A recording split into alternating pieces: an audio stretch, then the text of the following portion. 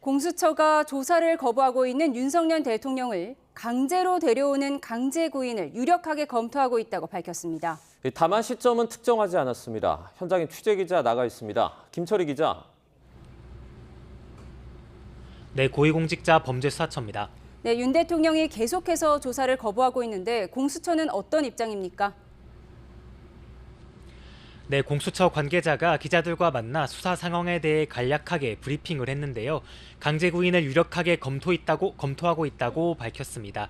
유력하게 검토한다고 언급한 건 사실상 강제 구인 방침을 정하고 실행 방안을 검토하고 있는 것으로 볼 수 있을 것 같습니다. 공수처 관계자는 구속영장 효력으로 강제 구인이 가능하다는 판례를 근거로 판단했다고 설명했는데요. 다만 오늘이 될지 내일이 될지 특정한 시점은 공개하지 않았고 오늘 중에 논의를 이어가겠다고만 밝혔습니다. 또 검사가 구치소에 가서 방문 조사를 하는 것도 완전히 배제한 건 아니라고 덧붙였습니다.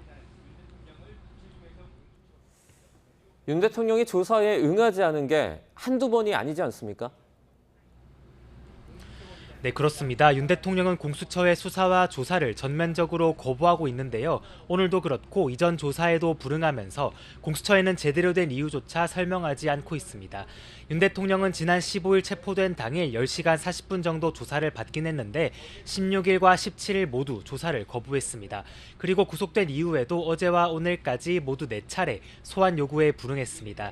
체포된 날 조사에서도 검사 질문에 답하기보단 사실상 자신의 주장만 펼치면서 묵비권을 행사했습니다.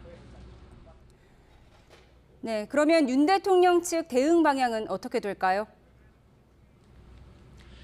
네, 가장 먼저 거론되는 건 구속 필요성을 다시 판단해달라고 요청하는 구속 적부심 청구입니다. 윤 대통령 측 변호인은 이에 대해 아직 검토 중이라고만 답했습니다. 이후 사건이 검찰로 넘어가게 되면 친정인 검찰에서 윤 대통령이 적극적으로 나설 가능성도 열려 있습니다. 윤 대통령 측 변호인은 앞서 취재진에게 검찰 조사에 나설지 묻자 검토 중이라고 답했는데요.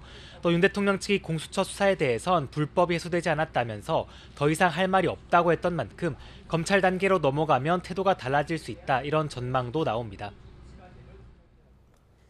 네, 그러면 사건이 검찰로 넘어가는 시점은 언제쯤이 될까요?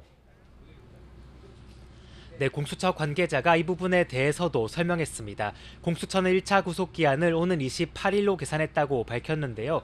체포 적부심과 구속 전 피의자 신문 기간을 빼면 이렇게 된다는 게 공수처 설명인데 정확한 기한은 검찰과 더 논의가 필요하다고 덧붙여 변동될 가능성도 있어 보입니다. 앞서 사건 리첩받을 때 열흘씩 나누어 조사하기로 했던 만큼 일단 1차 시한으로 판단한 28일 전후로 사건이 검찰에 송부될 가능성이 커 보입니다. 공수처 관계자는 다만 이 부분 역시 검찰과는 협의가 필요하다고 덧붙였습니다. 지금까지 고위공직자 범죄수사처에서 전해드렸습니다.